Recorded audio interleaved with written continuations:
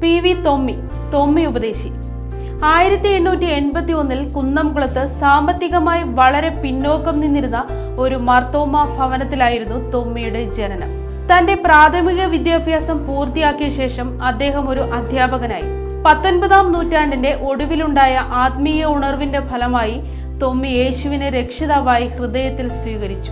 രോഗികൾക്ക് നല്ല വൈദ്യൻ ആകുമേശു താൻ, രോഗികൾക്ക് നല്ല വൈദ്യൻ ആകുമേശു താൻ, പല രോഗികൾ തന്നാമത്തിൽ ആശ്വാസം പ്രാപിച്ചു. പരിശുദ്ധാത്മാവിന്റെ ശക്തമായ നിർബന്ധം അധ്യാപന ജോലി ഉപേക്ഷിച്ച് സുവിശേഷ പ്രവർത്തനത്തിനായി തന്നെ പ്രേരിപ്പിച്ചു. കുന്നംകുളം പാരീഷിലെ വികാരിയച്ഛനായ റവറൻ CM ജോസഫ് സുവിശേഷ വേലയ്ക്കായി അദ്ദേഹത്തിന് ധൈര്യം പകർന്നു നൽകി.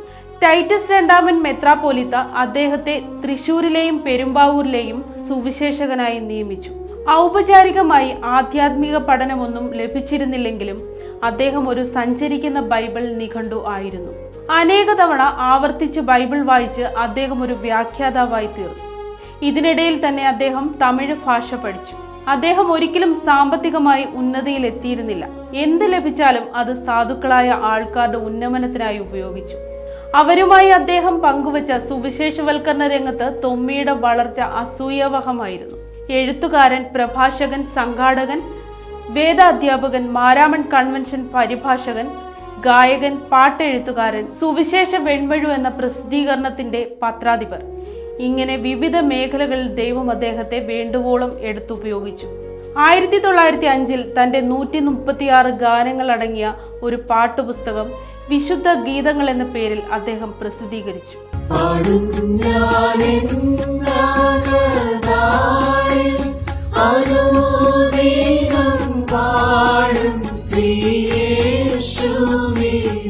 അദ്ദേഹത്തിന്റെ ഭാഷ വളരെ സാധാരണവും നിരക്ഷരർക്ക് പോലും ആസ്വദിക്കാൻ കഴിയുന്നതുമായിരുന്നു.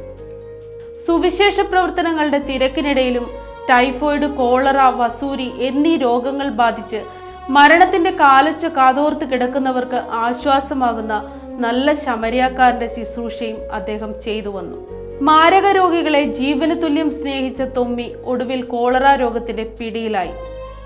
തന്റെ മരണത്തിന് ചില നാളുകൾക്ക് മുമ്പ് ദൈവം ചെയ്ത ഉപകാരമോർത്ത്, പിന്നിട്ട വഴികളിലെ ദൈവിക സ്വാന്തനമോർത്തുള്ള ആ ഭക്തൻ ദാവീദിനെ പോലെ ദൈവത്തോട് ചോദിച്ചു, എന്നോടുള്ള നിൻ സർവ നന്മകൾക്കും ഞാൻ എന്ത് പകരം ചെയ്യേണ്ടു?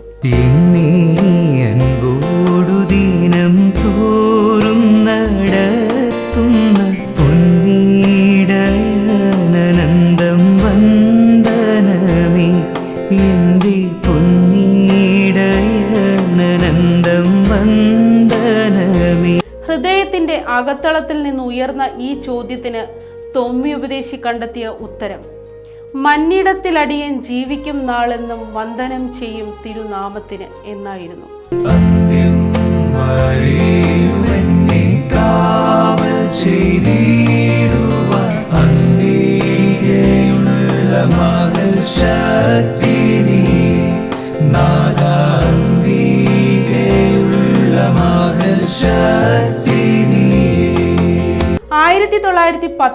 ജൂലൈ 10 പതിവ് പോലെ കോളറ ബാധിച്ച ഒരു രോഗിയെ ശുശ്രൂഷിക്കാനായി അതിരാവിലെ തൊമ്മി ഉപദേശി വീട് വിട്ടിറങ്ങി.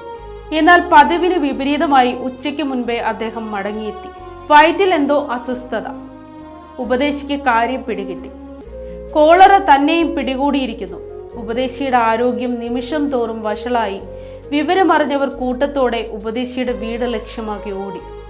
തന്റെ അടുത്തെത്തിയവരോട്, ഹായ്, എത്ര ഭാഗ്യമുണ്ടെനിക്ക് ഓർക്കില്ലേ, ഉള്ളം തുള്ളിടുന്നു എന്ന ഉപദേശി തന്നെ എഴുതിയ ഗാനം പാടാൻ ആവശ്യപ്പെട്ടു. പതിഞ്ഞ ശബ്ദത്തിൽ ഉപദേശിയും അവരോടൊപ്പം പാടി.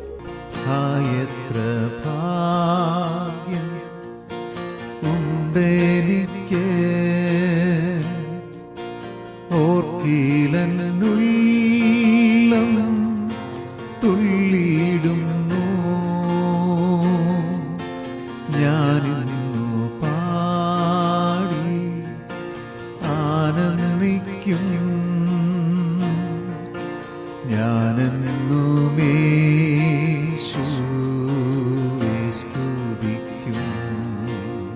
ഈ സമയത്താണ് 14 വയസ്സുള്ള മകൾ സ്കൂളിൽ നിന്ന് മടങ്ങിയെത്തിയത്.